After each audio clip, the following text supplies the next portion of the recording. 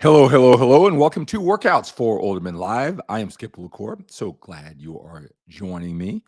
When you come on, say hello, hello, hello. That's our Workouts for Older Men Live greeting. I want to continue my series of videos talking about the 10 things that older men should know about fitness, but no one's really going to bother to tell you, right? I just want to explain that again. So there's certain ways of thinking that are commonly accepted as this is the way to build muscle, lose body fat, right way to train, right way to eat.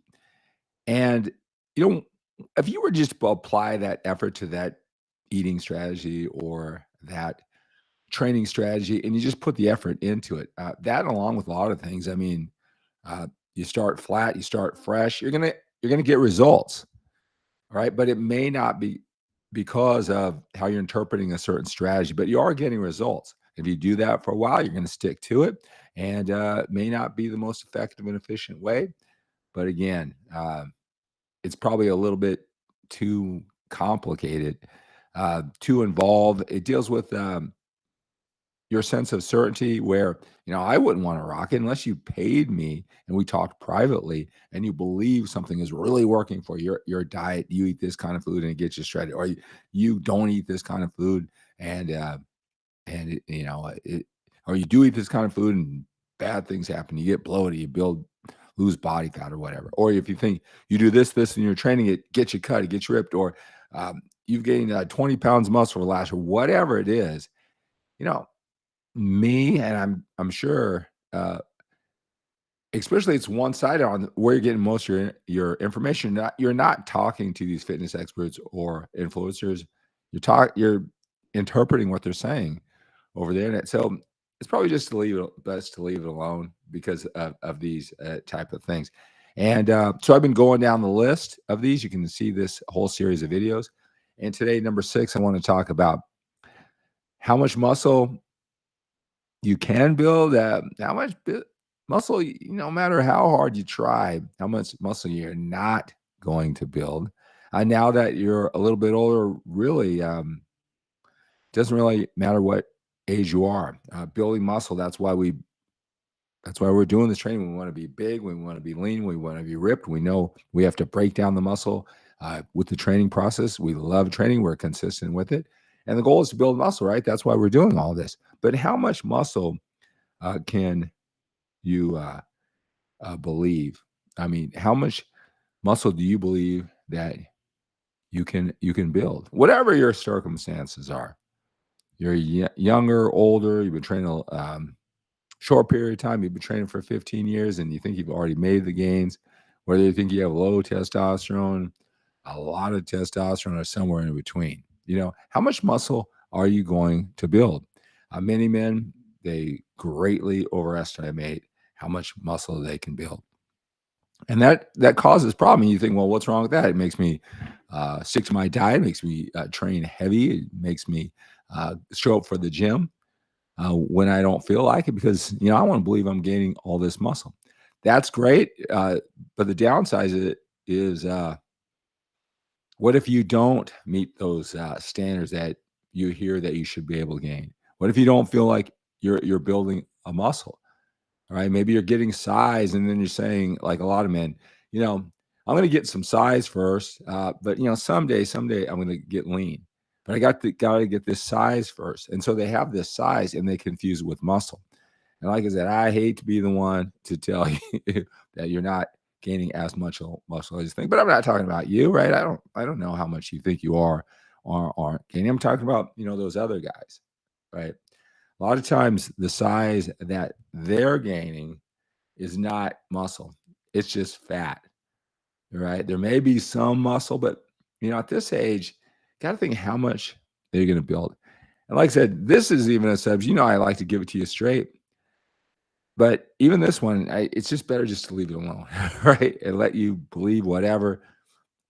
If you don't get frustrated because you're not building this muscle you think should gain, if you think you're building this muscle and you're happy with your body and the way it looks and it keeps you going, then that's great. I tell people, I said, look, from the age of 27 to 41, all I thought about was bodybuilding. I quit my job after 5, 7 years, so I can write for the magazines. I competed many times, 6-time national champion, drug-free bodybuilding champion, right? And in that 10 years, even if I'm liberal, right, at 5'11", I would say I gained 10 pounds of rock solid muscle in 15 years, right? From age of 27 to 41, where I was trying to compete and win and repeat, and my reputation as a writer for the muscle magazines and those things all were writing on it. My occupation, sponsorships, and I gained 10 pounds. So much so, oh, there's no way he's drug free, right? 10 pounds in 15 years. The great thing about it is that, bodybuilding's an illusion. Size sometimes is an illusion, not for you walking around looking at yourself in the mirror and comparing yourself to other guys in the gym. It's under the lighting, or even like when I do a high quality video and you see me, if you're lean, it gives a big illusion of more size, more muscle, right? And that's the biggest thing I always talk about. You got to get lean. That size that you have, it may not be all muscle, but if you think it is, and then, oh, I got to diet, and you put it off. All right. Or here's a big thing is guys get ambitious. They know they need to get lean. They don't want to carry that much body fat. They want to, you know, but then the scale goes down too quickly. And the first thing they'll say is that, I'm going to stop this dieting. I'm going to come back to it later when I guess I learn more, because the last time I dieted, I lost too much muscle. Again, nobody wants to do this and lose too much muscle. All right. But I'll tell you, and I don't know, I'm sure you have it straight, but most guys, you see them that 22%, they've been training for 15 years. You can see they have some size, right? They're big guys. But I think they greatly overestimate how much muscle, and then that will, getting lean, which, really shouldn't be carrying all that extra size when you're older, right? You can look better with less size, all that weight on your heart. All right. And you don't necessarily want to do that if you're thinking about longevity health. Now, if you're a bodybuilder, like I was on TikTok and there's some 54-year-old guy on TRT that, he says, well, I'm just like you. I want to look good. I said, I don't want to look that good. I don't need all this muscle. I got a lot of other things going on in my life. I got plenty of muscle, right? He's on that kick to have more and more muscle. Hey, that's great.